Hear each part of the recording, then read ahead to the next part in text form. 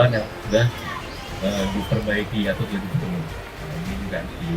Dan saat ini juga aktivitas masyarakat akhirnya lancar Pak. Saya lihat ada orang nyebrang ya, orang bersekolah.